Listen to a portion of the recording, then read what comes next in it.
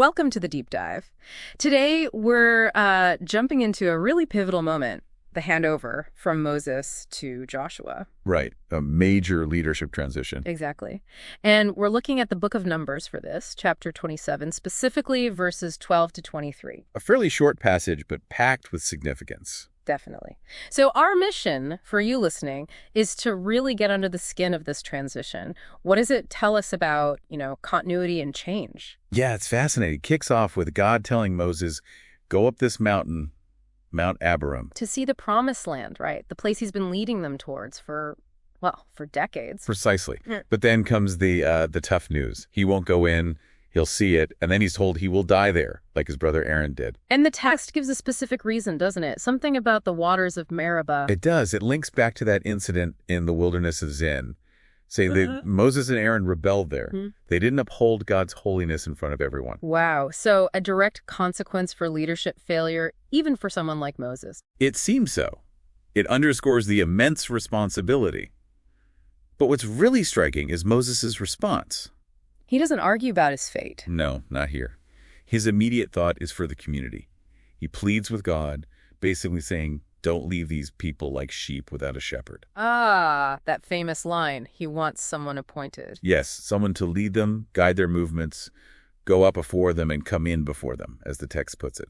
He's worried about chaos, about them being directionless. That really speaks volumes about his care for them despite everything. It absolutely does. And God responds very directly. And names the successor. He does. Joshua, son of Nun.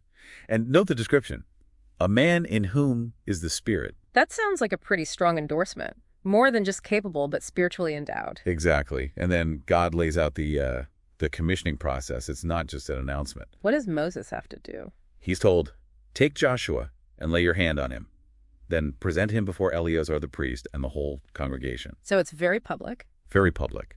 That laying on of hands is crucial to a visible transfer of authority, of blessing, in front of everyone. Okay, so no ambiguity. Everyone sees Joshua being commissioned. Right. And God adds that Moses should invest Joshua with some of his authority. Not all, perhaps, but enough so the people will obey him. It ensures continuity. Interesting. Some authority. And what about Eleazar, the priest? You mentioned him. Yes, his role is vital. Joshua isn't meant to be a solo act, like Moses often seemed to be. How so? The text says Joshua will stand before Eleazar, and Eleazar will use the judgment of the Urim, a method of seeking God's will, to get divine guidance for Joshua. Ah, so decisions are made through this priestly consultation. Essentially, yes. Oh. At his word, Eleazar is representing God's word, they shall go out, and at his word they shall come in. It links the leader's actions directly to divine instruction, mediated through the priest. So it's leadership, but with a built-in check, a way to ensure it stays aligned with God's plan. You could see it that way. It's a partnership, really. Human leadership guided divinely. And did Moses do all this? The text is clear. Moses did as the Lord commanded him. He took Joshua, presented him, laid his hands on him, commissioned him right there before Eleazar in the congregation. He followed the instructions to the letter. A smooth, deliberate handover, exactly as planned. It seems so. It's interesting, how people still find meaning here. I saw a blogger's reflection, their quiet time notes. Oh, yeah.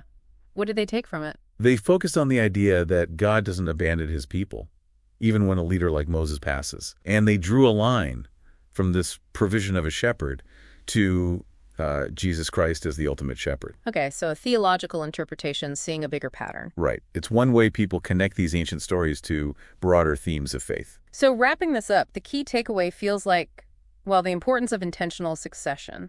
God ensures the community isn't left adrift. Absolutely. It's a deliberate, divinely orchestrated process for stability and continued guidance. Which leads to a thought for you, our listener. Think about transitions maybe at work, in your community, maybe even closer to home. What does this story suggest about the qualities needed for leadership, especially when things are changing? What makes a transition effective? Yeah, what really matters when passing the baton, it's something worth pondering, isn't it, based on this ancient example.